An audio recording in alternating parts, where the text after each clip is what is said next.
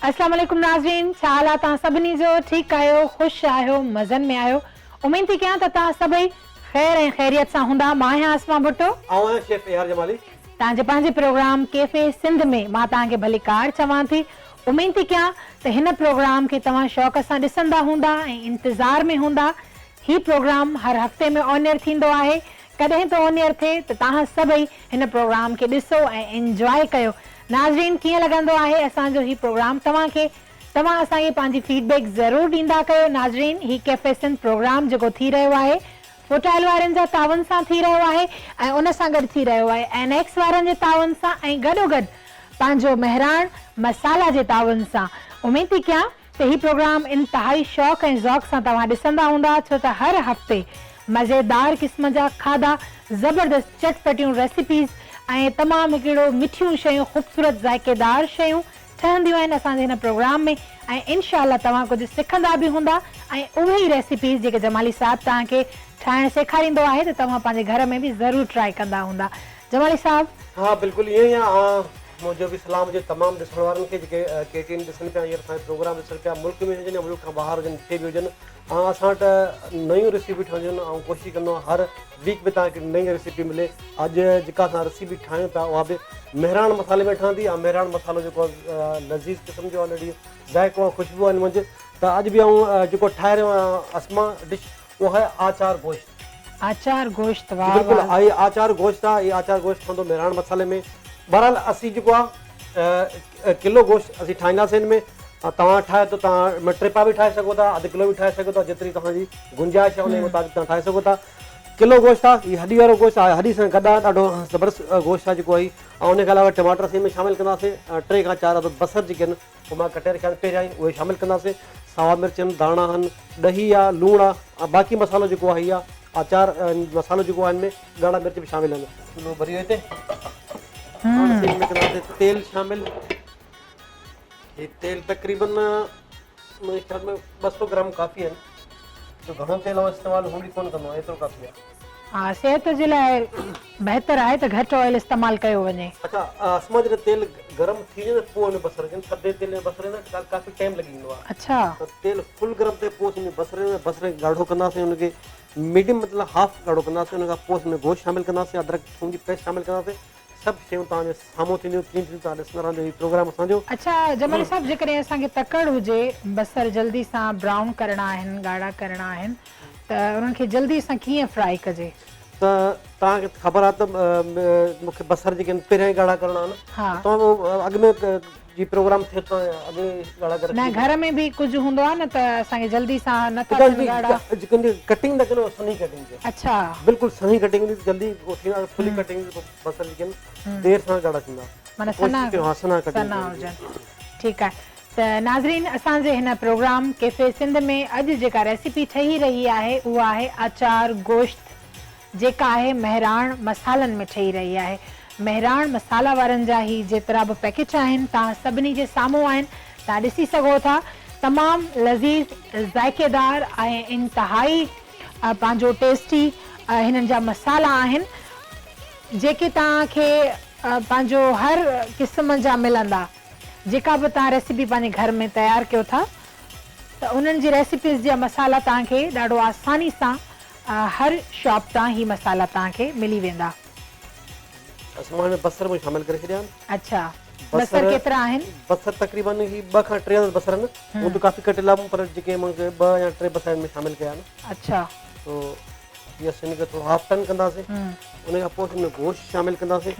गोश्त हूं पे अगर तव्हांखे जल्दी आहे पचाइण जी, कॾहिं बि गोश्त जल्दी तव्हांखे पचाइणो आहे त पहिरियों गोश्त खे उभारे रखो।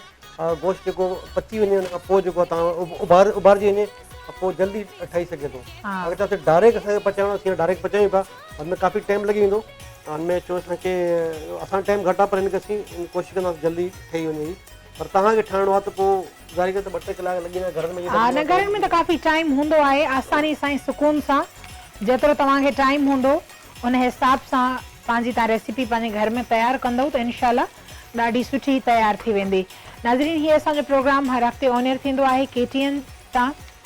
मां उमेद थी कयां त हीउ प्रोग्राम तव्हां असांजो ज़रूरु ॾिसंदा हूंदा ऐं हिन प्रोग्राम मां कुझु तव्हां सिखंदा बि हूंदा, छो त हीउ प्रोग्राम आहे तव्हांजी दिलि वटां, तव्हांजी पसंदि वटां, ऐं ज़ाहिरी आहे खाधनि खे केरु पसंदि न कंदो, खाइण जा शौक़ीन हूंदा आहिनि माण्हू। गोश्त शामिल, गोश्त केतिरो आहे? किलो गोश्त आहे, किलो गोश्त आहे।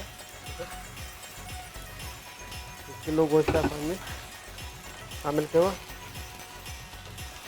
आहे, सुठे तरीक़े सां भुञणो पवंदो हिनखे। सही। इन खां पोइ हाणे असां हिन में शामिल कंदासीं अदरक ऐं थूम जी पेस्ट। अदरक ऐं थूम जो पेस्ट, मेहरान मसाले जी अदरक ऐं थूम जी पेस्ट जेका ईंदी आहे, ॾिसो तव्हां, हिकु ॿ हीअ 3 चमचा हुन शामिल कया, पर नंढा टीस्पून जेके आहिनि उहे। अच्छा, वॾो चमचो आहे, ठीकु आहे। नाज़रीन मां तव्हांखे ॿुधाईंदी हलां त टी स्पून में फ़र्क़ु हूंदो आहे, टेबल स्पून ऐं टी स्पून में फ़र्क़ु हूंदो आहे, त तव्हां इन शइ जो बि इंतिहाई ख़्यालु रखंदा ऐं पंहिंजी ज़रूरत जे मुताबिक़ तव्हां शयूं इस्तेमालु कंदा त बहितरु रहंदो, छो त असां जूं त इलाही शयूं आज़माइल हूंदियूं आहिनि, त असां उन हिसाब सां पंहिंजे हिन में रेसिपीज़ में विझंदा आहियूं। ऐं जेकॾहिं तव्हां बि कोशिशि कयो पहिरियां लूणु मिर्च मसाला थोरा थोरा ऐड कंदव त पोइ मज़ीद तव्हां विझी सघो था। फ़ौरन घणो तव्हां उन्हनि में विझंदव त उहे इलाही कोड़ा थी वेंदा आहिनि या ख़राब थी वेंदा आहिनि, पोइ उन्हनि खे घटि करणु इलाही मुश्किल थी वेंदो आहे। ईअं न जमाली साहब, बहितर आहे माण्हू थोरो थोरो हा इस्तेमालु करे। गोश्त जेको आहे पाणी में ख़ुश्क थींदो गोश्त जो, ऐं उन खां पोइ असां हिन में हाणे हिन टमाटर शामिल कंदासीं। गॾो गॾु टमाटर बि हिन में ॻरी वञनि, सुठी ग्रेवी ठहंदी। पोइ असां हिन में ॾही बि शामिल कंदासीं, पर उहो आख़िर में शामिल कई। टमाटर केतिरा हुया? टमाटर तक़रीबन 3 अदर टमाटर हुया। अच्छा, अक्सर माण्हू जमाली साहब टमाटरनि जी खल लाहे करे इस्तेमालु कंदा आहिनि, पोइ ईअं छो कंदा आहिनि माण्हू, छाजे करे? तो खल ॻरंदी न आहे न, मूं अॻे बि चयो त खल जेका ॻरंदी न आहे, त कोशिशि कयो या त हुनखे सफ़ा बारीक चॉप कयो। अगरि तव्हां बारीक चॉप नथा कयो त पोइ हुनखे मुर्गे 2 पीस कयो, 2 पीस करे पोइ हुनमें शामिल कयो। हुनखे शामिल करण खां पोइ खल जेका पाणी ऑटोमेटिक अलॻि थींदी, मूंखे चिमटे सां कढी छॾिबो आहे। सही, माना सिर्फ़ु इहा ई वजह हूंदी आहे, न ॻरण वारी, न ॻरण वारी। माण्हू खे जंहिंमहिल मानी गिराक खाईंदो आहे त हुन टाइम ते मुंहं में जेको टमाटर ईंदो आहे न, उहो सुठो न हलंदो आहे। सही, तो ॻरियल ग्रेवी हुजे, सुठी हुजे। अच्छा, तव्हांखे जमाली साहब जीअं असां सिंधी में चवंदा आहियूं रस वारो बोड़ हुजे, तव्हांखे उहो पसंदि आहे या? रस वारो बोड़, हा रस वारो बोड़ मूंखे पाण खे पसंदि आहे। छो अगरि आउं कोशिशि कंदो आहियां रस वारो बोड़ हुजे, हुन मानी जा जेके टुकड़ा भञी छॾे, भुरा भुरा करे में शामिल करे पोइ वरी आराम सां खाए, हुनमें खाइण जो मज़ो पंहिंजो हिकिड़ो मैदे खे ॾाढो रेस मिलंदो हुन में। इहो त माण्हू बचपन में शयूं खाईंदो हुयो, हाणे खाईंदा आहियो? हा बिल्कुलु, हाणे छो न। अच्छा, शौक़ सां बिल्कुलु, ॾाढो सुठो। अच्छा, हिकिड़ो हूंदा अॻे ईअं दाल चांवर जंहिंमहिल ठाहींदा हुआसीं त उन्हनि में हा छिॾी, उन में नंढा नंढा बसर बि अॻे ॻोठनि में जेका दाल ठहंदी हुई त नंढा नंढा उन्हनि में बसर बि विझंदा हुया। हाणे ईअं थींदो आहे अक्सर? कंदा त ॻोठनि में अञा कंदा, शहरनि में घटि ई आहे रिवाज जो।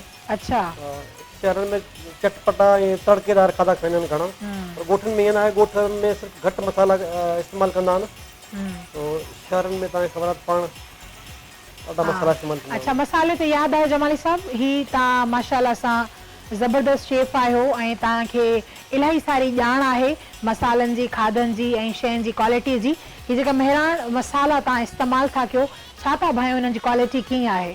असां हिननि जी क्वालिटी बहितरीनु क्वालिटी आहे। छो मूं पाण तव्हांखे ॿुधायां थो, ॿाहिरि रहंदो हुउसि त मेहरान मसाले हुते इस्तेमालु कंदो हुउसि। अच्छा, ॿाहिरि मुल्क में मिली थो वञे? ॿाहिरि मुल्क में मिले थो, मसालो जाम आहे हुते। अच्छा, हिनखे 3 खां 4 अदर जेके सावा मिर्च आहिनि उहे बि हिन में शामिल कया मां। तो ही इंटरनेशनल क्वालिटी आहे। इंटरनेशनल क्वालिटी इन करे त हर मुल्क में तव्हांखे मेहरान मसालो मिलंदो। सही, माना इहे मसाला मेहरान मसाला पाकिस्तान खां ॿाहिरि इस्तेमालु कया वेंदा आहिनि ऐं हर जॻह ते जेके ख़वातीन आहिनि या मर्द हज़रात, जीअं असांजो शेफ आहे, काफ़ी खाधा पचाइण में मर्द बि इंट्रस्टेड हूंदा आहिनि, त तक़रीबन ही मेहरान मसाला इस्तेमालु कंदा आहिनि। त नाज़रीन, तव्हां बि ज़रूरु इस्तेमालु कजो पंहिंजे घर में ऐं फीडबैक असांखे बि ॾिजो त हीउ मसालो पंहिंजे घरनि में तव्हां ट्राई करे छा महसूसु कयो। ऐं गॾोगॾु जीअं ॾिसो असां हेॾो सुठे तरीक़े सां हेॾां होॾां घुमूं पिया, हीअ ख़ूबसूरत किचन ऐं हीअ जेको असां तावन कयो आहे उहो कयो आहे फुटाइल वारनि। त फुटाइल वारनि जो हीअ ख़ूबसूरत किचन, ख़ूबसूरत चुल्हो ऐं हीअ डेकोरेट थियल हीअ सॼियूं शयूं तव्हां ॾिसो था, हीअ बि फुटाइल वारनि जे तावन सां आहिनि। उमेद थी कयां त हीअ जेकी बि शयूं तव्हांखे नज़र अचंदी त सुठियूं लॻंदियूं हूंदियूं। ऐं गॾोगॾु असां सां हिन प्रोग्राम कैफे सिंध में जंहिंजो सहकार आहे उहो आहे पंहिंजो NX वारनि जो। त NX वारनि जूं शयूं तमामु ज़बरदस्त हूंदियूं आहिनि, घर में बि इस्तेमालु करे सघजनि थियूं। जेकॾहिं कंहिंजी शादी बारात आहे या कंहिंजी ख़ुशी जो को मौक़ो आहे त तव्हां गिफ्ट तौरु एनेक्स जूं शयूं उन्हनि खे ॾेई सघो था, त जीअं हू पंहिंजी ज़िंदगी जो वधीक मज़ो वठनि, पंहिंजे घर में उहे शयूं इस्तेमालु कनि। हाणे मैं लूण जेको थोरो शामिल कंदुसि, जो तक़रीबन ये 1.5 स्पून जेको आहे मुंहुं में शामिल कयो, 1.5 नंढो चमच लूण जो असां पर हिन में ज़रूरत गोश्त मुताबिक़ इस्तेमालु तव्हां जिन में कयो करे आहे। सघो था। न ॿिया मसाला असीं शामिल न कंदासीं। ॿियनि मसालनि में आहे असां वटि मेहरान मसालो तव्हांजे साम्हूं आहे, उहो विझंदुसि हिन मंझि। हिन में 2 पैकेट आहिनि, हिकिड़ो त मसालो आहे, ॿिया में ॻाढ़ा मिर्च जेके आहिनि उहे में शामिल आहिनि। अच्छा, ॻाढ़ा हिकिड़े मिर्च। हा हिकिड़े जे मंझि ॻाढ़ा मिर्च शामिल आहिनि, ठीकु आहे। सही। मेहरान मसाले में ॻाढ़ा मिर्च तक़रीबन केतिरा हूंदा? इहे ही तक़रीबन आहिनि मुंहिंजे खां 1 चमचो थींदो हिन में। हिकिड़ो चमच। हा। अच्छा जमाली साहब, ही ॻाढ़ा मिर्च केतिरा हुया तक़रीबन? अच्छा, इनमें ॻाढ़ा मिर्च आहिनि, ॿियो गरम मसाला, नंढा फोटा सभु में मिक्स हुआ ॻाढ़े मिर्च सां गॾु, ठीकु आहे न।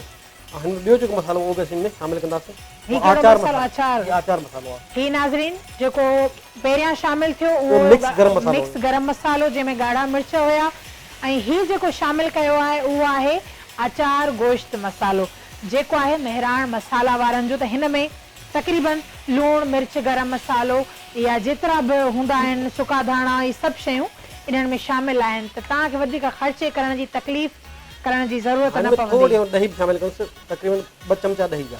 अच्छा, छो जो मेहरान मसाले में खटाण हूंदी आहे। हा, अचार जो मसालो आहे, ठीकु आहे न। हीअ शयूं सभु हिन में सुठे तरीक़े सां भुञणो आहे हिनखे। उन खां पोइ असां हिन में मिलाईंदासीं, पाणी शामिल कंदासीं। भुञण खां पोइ पाणी शामिल करे पोइ हुनखे हल्की बाहि रखंदासीं, गोश्त सुठे तरीक़े सां ॻरी वञे। ऐं माशाल्लाह रंग ॾिसो केॾो शानदार आयो आहे ऐं ख़ूबसूरत हिन में हिकिड़ो चेंज आयो आहे। हाणे ॾही पंहिंजो पाणी छॾींदी ऐं मसालो हिन में भुञंदासीं सुठे तरीक़े सां, त जीअं मसालो भुॼी वेंदो ऐं ॾही बि जो पाणी ख़ुशि थींदो त तेल मथे अची वेंदो। जीअं तेल मथे अची वेंदो पोइ असां हिन में तक़रीबन 2 गिलास पाणी विझंदासीं, पोइ हल्की बाहि रखंदासीं जिते पचे। सही। ॾिसो तेल हाणे अचे थो मथे में। हा, तेल मथे अचण माना तक़रीबन पची चुको आहे गोश्त। तक़रीबन गोश्त पची कोन चुको आहे, मक़सद तक़रीबन मसाला पची चुका आहे न, गोश्त में कसरा आहे। अच्छा।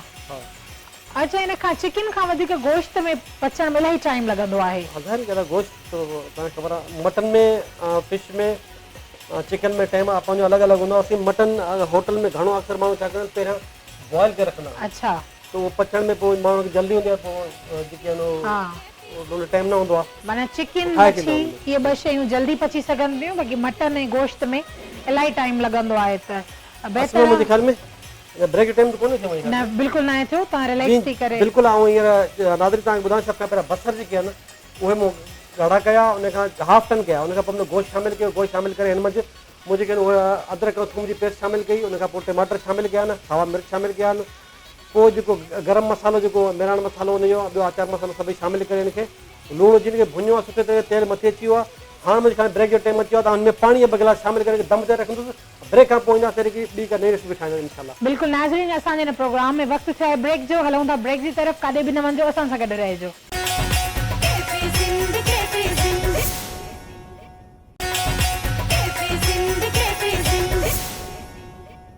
वेलकम बैक नाज़रीन, तव्हांजे पंहिंजे प्रोग्राम कैफे सिंध में मां तव्हांखे भलीकार चवां थी। उमेद थी कयां त इंतज़ार में हूंदा त अस्मा पंहिंजे प्रोग्राम में कॾहिं बि वापसि अचे ब्रेक खां, ऐं असां रेसिपीज़ खे इंजॉय कयूं ऐं ॾिसूं।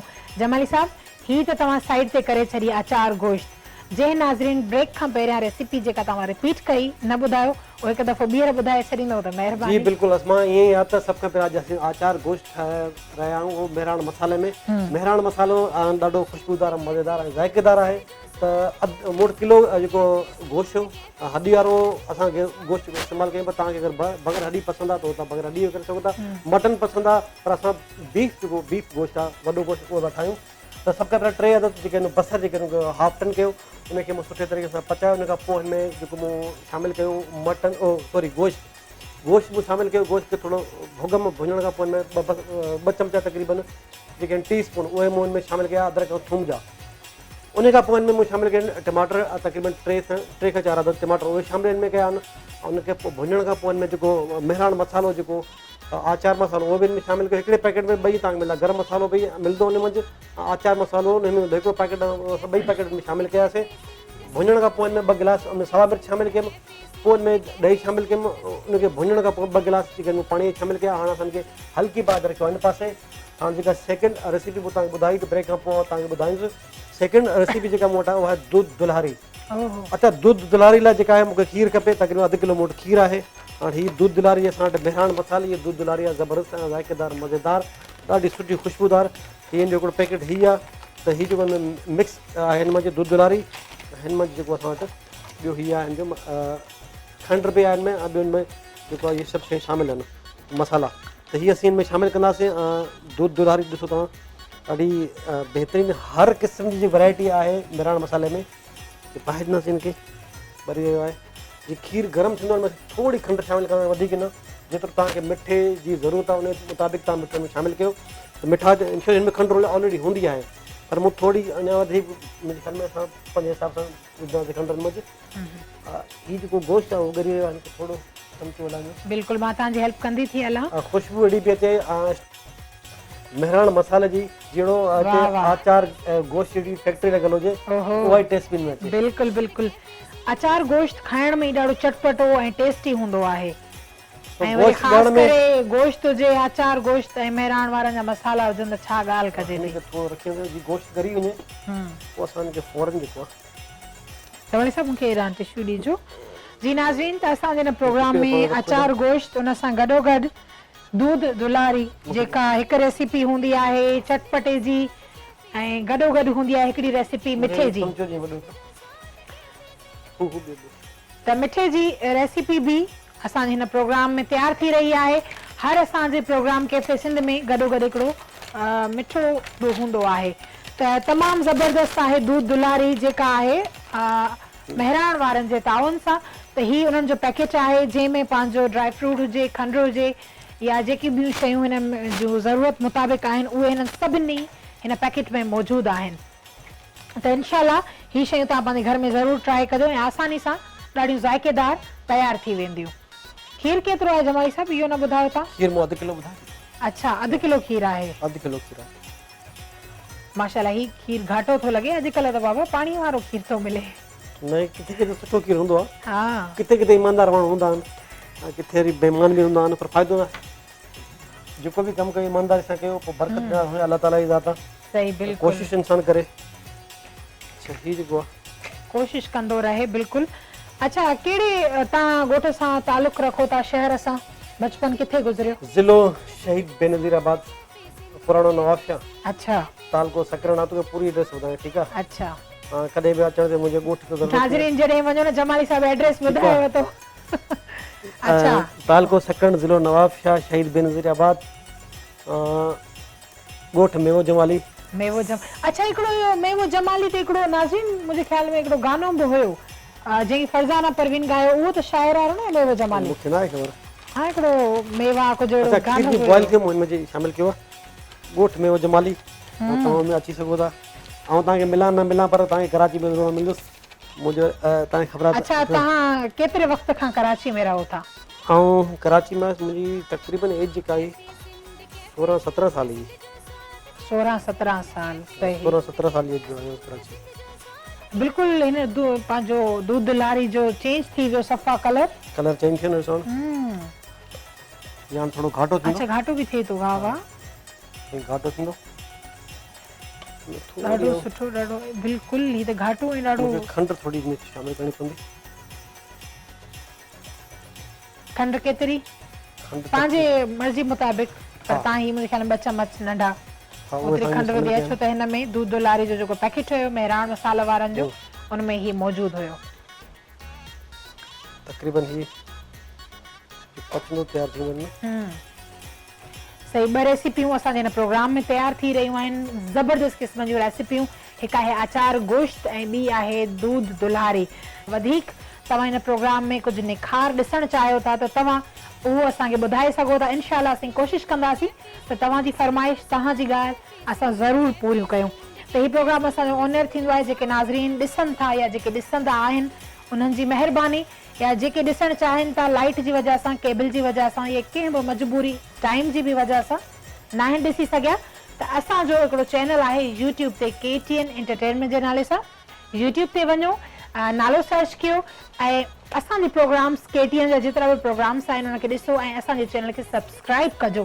गॾोगॾु असांजो फेसबुक ते बि हिकिड़ो पेज आहे KTN एंटरटेनमेंट जे नाले सां, त KTN जा हर शोज़ ड्रामास तव्हां उते ॾिसी सघो था। इलाही इहा आसानी आहे तव्हांजे लाइ, छो त मोबाइल तक़रीबन नंढे वॾे ॿार हर कंहिं वटि मौजूदु आहे, त पंहिंजा फेवरेट शोज़ तव्हां ॾिसी सघो था। हा नाज़रीन, गोश्त ॻरण में तमामु वधीक टाइम लॻंदो आहे। चिकन इलाही जल्दी ॻरी वेंदो आहे, मच्छी बि, गोश्त हुजे वॾो गोश्त ऐं उनखां अलावा पंहिंजो मटन। वाह, ख़ुशबू ॾाढी सुठी थी अचे जमाली साहब, ईअं थो लॻे ॼण मुंहिंजे साम्हूं खां आचार पई आहे उहा पचे पई। हाणे ॾिसो नी, हीउ तक़रीबन तयारु थी चुको आहे, ठीकु आहे। घटि टाइम में तयारु थी वियो? न न, बिल्कुलु खीर तरह गरम कयूं, बाक़ी मिक्स शयूं करणियूं करे छॾियूं हुनमें, तक़रीबन तयारु थी चुको आहे। शयूं विझणियूं हुयूं बिल्कुलु इहे ई। हाणे माना सिर्फ़ु खीर हुजे तव्हां वटि ऐं थोरी खंडु हुजे ऐं ॿियो हुजे मेहरान मसाला वारनि जो दूध दुलारी जो पैकेट। उन पैकेट में हर शयूं तव्हांखे मिली वेंदियूं ऐं ॾाढो आसानी सां पंहिंजे घर में तव्हां तयारु करे सघो था। त ॾिसो केॾियूं सुठियूं सुठियूं शयूं मेहरान मसाले वारनि जूं आयूं आहिनि, केॾो सुठे तरीक़े सां तव्हां आसानी सां ठाहे सघो था। अच्छा,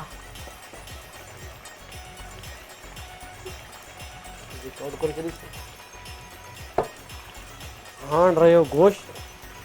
गोश्त इंशाल्लाह जल्दी तयारु थी वेंदो, इहो बि हिनखे कंदासीं साइड ते। नाज़रीन, दूध दुलारी बिल्कुलु तयारु आहे, जेका जमाली साहब डिश आउट करे छॾी आहे। त जमाली साहब हिकु दफ़ो ॿुधाए वञो, रिपीट करे। हा, ॿुधायां तव्हांखे। तक़रीबन हिनखे शयूं साइड ते कयूं, मूंखे हिन पासे कयूं साउंड खे थोरो। हा जमाली साहब, हिन त मां नुक़सानु न करे विझां। हा, हिनखे थोरो गोश्त खे तेल मथे अची वञे, पोइ हिनखे मूंखे ॾियो, चमच ॾियो। त नाज़रीन, तव्हां ॾिठो त दूध दुलारी बिल्कुलु तयारु थी चुकी आहे। तव्हां हिन में चाहे त तव्हां हिन में गुलाब जामुन ऐं ॿियूं शयूं तव्हां पंहिंजी मर्ज़ी सां मुताबिक़ जेको आहे हिन में ड्राई फ्रूट में ऑलरेडी आहे, तो अंदरि में बिल्कुलु पियल आहे, तव्हांखे नज़र न पियो अचे, पर हिन में अंदरि पियल आहे सॼो ड्राई फ्रूट। उन खां पोइ हाणे असांजो गोश्त जेको आहे, अधु किलो खीर हुयो, उन मां सभु शयूं शामिलु कयूं, जेको में पैकेट हो असांजो, थोरी खंडु मुंड में शामिलु कई, थोरो घाटो थी वियो त हुनखे लाहे छॾियो आहे। हाणे थोरो ॼमंदो ई, अच्छा, थोरो ॼमंदो थधो थिए त पोइ हिन जो खाइण में मज़ो थधो थींदो तीअं इहे दूध दुलारी तीअं वधीक घाटी थींदी ऐं पोइ वरी तव्हां पंहिंजे फैमिली सां गॾु कयो इंजॉय। ज़बरदस्त मिठी रेसिपी ऐं अचार गोश्त तक़रीबन लॻोभॻि इहो बि तयारु थियण ते आहे। उमेद थी कयां त हीअ रेसिपी तव्हां नोट कई हूंदी ऐं तव्हां हीउ प्रोग्राम ॾिसंदा हूंदा ऐं तव्हां असांजे हिन प्रोग्राम खे पसंदि कंदा हूंदा। जमाली साहब, गोश्त में पंहिंजो बिरयानी बि ठहंदी आहे? गोश्त में बिरयानी ठहंदी आहे, गोश्त जा इलाही आइटम ठहंदा आहिनि। भुॻल गोश्त ठहंदो आहे, गोश्त जो कोरमा ठहंदो आहे, गोश्त जी कढ़ाई ठहंदी आहे, गोश्त जो पुलाव ठहंदो आहे, गोश्त जो बिरयानी ठहंदियूं आहिनि, गोश्त फ्राई ठहंदो आहे। अच्छा, पोइ तव्हांखे गोश्त में बिरयानी वधीक पसंदि आहे या ही पंहिंजो मटन बिरयानी हुजे सुठी आहे? अच्छा, बिरयानी मटन? बिरयानी हुजे मटन में हुजे। हाणे पाणी जेको आहे काफ़ी ख़ुश्क थी चुको आहे। सही। इहो असांजो आचार गोश्त जेको आहे तक़रीबन तयारु थियण वारो आहे। हिनखे थोरो सो ढके ॾींदासीं, जीअं मथां तेल मथे अची वञे पोइ असां हिनखे लाहींदासीं। हा, छो त टाइम लॻंदो आहे न इलाही। जी, एतिरी घटि पाए अचे, हाणे तेल मथे अची वञेसि पोइ असांखे डिश आउट कंदासीं। जमाली साहब, कंहिं फरमाइश कयव असांजो हीउ प्रोग्राम ॾिसी? इलाही माण्हू फरमाइश कई आहे। अच्छा, कंदा आहिनि, अक्सर माण्हू मूंखे फ़ोन करे बि रेसिपी पुछंदा आहिनि। मूंखे 4-5 ॾींहं पहिरियां जी ॻाल्हि आहे, दोस्त और जेकी छोकिरी लंडन में रहंदो आहे। अच्छा, पनीर जेका आहे पालक पनीर ठाहिणु सेखार। पालक पनीर? उहो पालक पनीर मूंखे ठाहिणु सेखारी, हुनखे मूं वॉइस मैसेज करे मोकिलियो, उन ठाही और उन पिक्स मुझे मोकिलियासीं। अच्छा, ॾाढी मुंहिंजी वीचारी ख़ुशि थी आहे, मुंहिंजी तारीफ़ कई, ॾाढो मज़ेदार जेका रेसिपी ॿुधाई ठाहिण तरीक़े सां, ॾाढी सुठी लॻी। अच्छा, हिन प्रोग्राम खां अलावा बि तव्हां रेसिपीज़ ठाहींदा आहियो ऐं माण्हुनि जी फरमाइशूं पूरियूं कंदा आहियो? जी बिल्कुलु, उहो त इहो आहे, तव्हांखे ख़बर आहे त मुंहिंजो कराची में रेस्टोरेंट बि आहे, उनखे बि टाइम ॾींदो आहियां। बाक़ी प्रोग्राम वग़ैरह टीवी ते डिफरेंट चैनल ते मुंहिंजा हलंदा रहंदा आहिनि। सही। पोइ टाइम कीअं मैनेज कंदा आहियो? प्रोग्राम ही कंदा आहियो? हाणे मुंहिंजो KTN जो प्रोग्राम आहे, हीउ मुंहिंजो ख़बर आहे मूंखे संडे ते ई हलंदो आहे। सही। त उन हिसाब सां पोइ रिकॉर्डिंग कंदा आहियूं, तव्हां बि अची ईंदा आहियो। बिल्कुलु बिल्कुलु। बाक़ी ॿिया प्रोग्राम जेके आहिनि ज़ाहिरी ॻाल्हि आहे मुंहिंजे हिते कंटिन्यू प्रोग्राम हले थो ऐं ॿिए पासे अगरि मिसाल ॻाल्हि कर हिते मुंहिंजी रिकॉर्डिंग त ॿिए पासे मना करे छॾींदो आहे फ़िलहालु हिते बिज़ी आहे कोन थो अची सघां पोइ वरी पंहिंजो टाइम चेंज कंदा आहियूं अच्छा हुन हिसाब सां बिल्कुलु सही तमामु बहितरीनु ऐं गॾोगॾु कचहरी बि हले पई ऐं हेॾां पंहिंजो आचार गोश्त उहो बि तयारु थिए पियो ऐं दूध दुलारी जेका असीं ठाहीसीं उहा बिल्कुलु कंप्लीट आहे छो त अक्सर मिठे में टाइम घटि लॻंदो आहे ऐं हीअ जेका रेसिपीज़ स्पाइसी हूंदियूं आहिनि उन्हनि में टाइम थोरो वधीक लॻंदो आहे त वरी बहितरु इहो ई आहे जीअं ॻाल्हि बराबरि थिए त मिठो जेकॾहिं तव्हां ठाहियो था त ज़ाहिरी आहे उहो थधो हुजे त वणंदो आहे न त ईअं न आहे वणंदो त ठाहे तव्हां पंहिंजे फ्रिज में रखी सघो था त जीअं तव्हां बाद में ॿिन्ही शयुनि खे गॾु सुठे तरीक़े सां खाई इंजॉय कयो मिठे में कहिड़ी वधीक शइ खाइणु पसंदि कंदा आहियो मिठे में असां मिठे में त इलाही वैराइटियूं आहिनि इलाही शयूं माण्हू अच्छा तो मूंखे कोल्ड ड्रिंक पसंदि न हूंदी आहे मिठे में बाक़ी ॿियो सभु अच्छा कहिड़ो ड्रिंक आहे कोल्ड ड्रिंक न आहियो पीअंदा ड्रिंक मां घटि पींदो आहियां। अच्छा पींदो ई न आहे सिहत जो राज़ सिहत जो राज़ इहो ई आहे त मां कोल्ड ड्रिंक न पीए त मना न कंदो पीए न पीए सही कोल्ड ड्रिंक सम्झ में आराम न थिए पर न पीए सुठो आहे। न पीअंदो सुठी ॻाल्हि आहे सही चई पोइ चवंदा आहिनि त कोल्ड ड्रिंक बाक़ी नुक़सानु ॾींदी आहे कोल्ड ड्रिंक खां बहितरु आहे त सुठा जूसिस तव्हां इस्तेमालु कयो जेके तव्हांजी फेस लाइ तव्हांजी स्किन लाइ तव्हांजी बॉडी जे लाइ तव्हांजी सिहत लाइ इलाही सुठा हूंदा आहिनि फ्रेश छो त हर कंहिं वटि मशीन आहिनि जेकॾहिं मशीन तव्हां वटि इहे न आहिनि जूसर मशीन त तव्हां NX वारनि जा पंहिंजो जूसर ब्लेंडर वग़ैरह हूंदा आहिनि तव्हां उहे वठो ऐं फ्रूट ॿाहिरां वठो ऐं आसानी सां पंहिंजे घर में तव्हां तयारु कयो इलाही आसानी थी वेंदी जी बिल्कुलु ईअं ई आहे असां जेके बि हींअर मुंहिंजो प्रोग्राम ॾिसनि पिया उनखे दुबारा वरी हिकु बार ॿीहर ॿुधाईंदुसि त असीं हींअर जेको आचार गोश्त ठाहे रहिया आहियूं मेहराण मसाले में ऐं उमेदु थो कयां त भई इन तरीक़े सां ठाहींदो हिकिड़ो पैकेट मूं वटि मेहराण मसाले जो हुयो जंहिंमें मेहराण आचार मसालो बि हुयो जंहिंमें गरम मसालो बि मिक्स हुयो त कयो छा पहिरियां सभु बसर जेके आहिनि मूं ॻाढ़ा कया बसर हाफ टन कया ॻाढ़ा न 3 अदद बसर जेके आहिनि मूं हाफ टन कया गोश्त शामिलु कयो अदरक थूम जी पेस्ट हिन में शामिलु कई टमाटर शामिलु कयमि लूणु हल्दी ज़रूरु शामिलु कयमि ॾही जेका आहे हुनखे 2-3-4 चम्मच ॾही आहे हुन में शामिलु कया 3-4 चम्मच हुआ उहे बि शामिलु कया सावा मिर्च जेके आहिनि उहे बि 3-4 अदद उहे बि शामिलु कया हिनखे सुठे तरीक़े सां पचायो भुञमि भुञण खां पोइ हिनजो जीअं तेल मथे अचे 2 गिलास पाणी जा हुन में शामिलु कया हल्की बाद हिनखे पचायो आहे पाणी जीअं ख़ुश्क थींदो तेल मथे अचींदो गोश्त तयारु थींदो त इहा अॼु जेका असांजी आचार गोश्त जी मसाले जी रेसिपी आहे तव्हांजे साम्हूं ठाहियो आहे ॾिसो कंप्लीट थी चुकी आहे हा तक़रीबन त बसि पोइ डिश आउट कयो बसि कयूंसीं हिनखे ऐं माशाल्लाह असांजे जेके बसर हुया टमाटर हुया सभु कंप्लीट ॻरी चुका आहिनि मूंखे हू चमचो कंदे ही वारो हा अच्छा असांखे कंदासीं डिश आउट हुनखे थोरो अञा तेल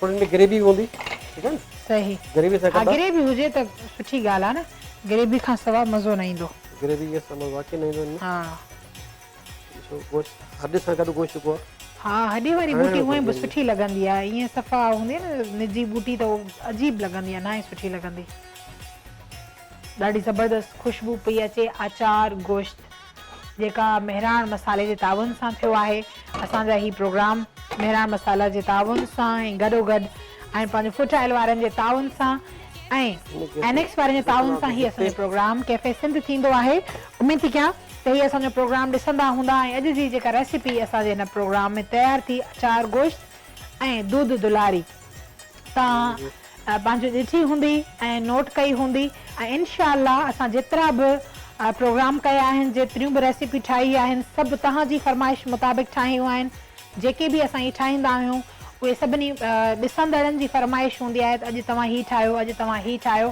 त असीं बिल्कुलु फरमाइश मुताबिक़ ठाहींदा आहियूं जेकॾहिं तव्हांजी का फरमाइश आहे त तव्हां असांखे करे सघो था फरमाइश इनशाअल्लाह जमली साहब तव्हांजी फरमाइश ज़रूरु पूरी कंदो ऐं मां तव्हां सां गॾु हूंदसि तव्हांजे पंहिंजे प्रोग्राम कैफे सिंध में ऐं उन सां गॾु असांजूं ॿई रेसिपियूं कंप्लीट थी चुकियूं आहिनि जमाली साहब कीअं लॻो अॼु बिल्कुलु बहितरीनु हिनखे थोरो इन कंदासीं कैमरा में सही नज़र बि अचनि नाज़रीन अॼु जी रेसिपी उमेदु थो कयां तव्हांखे पसंदि आई हूंदी या तव्हां बि इन तरीक़े सां ठाहींदो मज़ेदार क़िस्म जी पंहिंजे प्यारनि खे या पंहिंजे महिमाननि खे खाराईंदो ज़रूरु घर में ठाहे ऐं असांखे ॿुधायूं तव्हांखे असांखे हीअ रेसिपी जेका उहा कीअं लॻी मेहराण मसाले जी ऐं मेहराण मसालो तव्हां वठी हिकिड़े बार ज़रूरु इस्तेमालु कयो हिकिड़े बार तव्हां वरितो तव्हां बार बार वठंदो ज़ाहिर आहे न त हिकिड़ी शइ मां असांखे जेकॾहिं फ़ाइदो थो मिले, असांखे ज़ाइको थो मिले ऐं असां इस्तेमालु करण में बहितरीनु आहे त असांजी दिलि चवंदी त असां बिल्कुलु बार बार ॿीहर बि ख़रीद कयूं। अच्छा, ॿियो इहो आहे त जेकी तव्हांखे फरमाइश कॾहिं कॾहिं जेके ईंदियूं आहिनि, पोइ कुझु अहिड़ी आहे का फरमाइश जेका तव्हांखे हाणे नाज़रीन फरमाइश कई पूरी बि करणी आहे? हा, इलाही फरमाइश मूं तव्हांखे ॿुधायां त इलाही माण्हू फरमाइश कंदा आहिनि। ठीकु ठीकु। सो ऐं कोशिशि कंदो आहियां उनखे हाणे सोचां वेठो त हाणे इनशाला जेको असांजो प्रोग्राम मेहरान मसालो त आहे, पर कुझु ॿियूं डिशूं रेसिपियूं बि ठाहियां, फास्ट फूडनि जा इंग्लिश मसाला आहिनि। बहरहाल असांजो टाइम मुंहिंजे ख़्याल में ख़तमु थियणो आहे, तव्हांजे इंतज़ार में प्रोग्राम जो टाइम ख़तमु थियणो आहे, असां तव्हां सां हमेशह गॾु हूंदासीं। बिल्कुलु नाज़रीन, गॾो ही जेको असां रेसिपी ठाहीसीं दूध दुलारी ऐं अचार गोश्त, इन सां गॾु असांजे हिन प्रोग्राम जो वक़्तु थियो आहे कंप्लीट। इनशाला नई रेसिपीज़ सां गॾु साॻी प्रोग्राम कैफ़े सिंध में वरी ॿीहर तव्हां सां मुलाक़ात थींदी, त इंतज़ारु कजो असांजे प्रोग्राम जो। हूंदासीं तव्हांजे आॾो, त इनशाला असांजो प्रोग्राम ॾिसिजो। मूंखे ॾींदा इजाज़त ऐं शेफ यार जे मालिक ॾींदा इजाज़त। सदाईं गॾु, अल्लाह हाफ़िज़। अचार गोश्त में इस्तेमालु थींदड़ शयूं: तेल 200 ग्राम, 1 किलो गोश्त, टमाटर 3 अदद, बसर 4 अदद, सावा मिर्च 2 अदद, धाणा ज़रूरत मुताबिक़, ॾही 2 चमचा, लूणु ज़रूरत मुताबिक़, अचार गोश्त जो पैकेट ऐं अदरक ऐं थूम जो पेस्ट। अचार गोश्त ठाहिण जो तरीक़ो: 1 किलो हॾी वारे गोश्त में 3 अदद बसर विझी सुठे नमूने पचायो। गोश्त खे चङी तरह भुञी उन में अदरक ऐं थूम जा 2 चमचा शामिलु करियो। उनखां पोइ उन में टमाटा ऐं अचार गोश्त मसाले जो पैकेट शामिलु करियो। उनखां पोइ उन में 3 अदद सावा मिर्च बि शामिलु करियो। हाणे पाणी जा 2 गिलास विझी हल्की बाहि ते रखी छॾियो। उनखां पोइ अचार गोश्त डिश आउट कयो। दूध दुलारी ठाहिण लाइ घुर्बल शयूं: मेहरान दूध दुलारी 1 पैकेट, 1 किलो खीर, थोरी खंडु, ड्राई फ्रूट ऐं गुलाब जामुन। दूध दुलारी ठाहिण जो तरीक़ो: 1 किलो खीर काढ़ियो। उनखां पोइ उन में मेहरान दूध दुलारी जो 1 पैकेट ऐं ज़रूरत मुताबिक़ खंडु शामिलु करियो। उनखां पोइ उन में ड्राई फ्रूट ऐं गुलाब जामुन वग़ैरह शामिलु करियो ऐं पोइ डिश आउट करियो। दूध दुलारी तयारु आहे।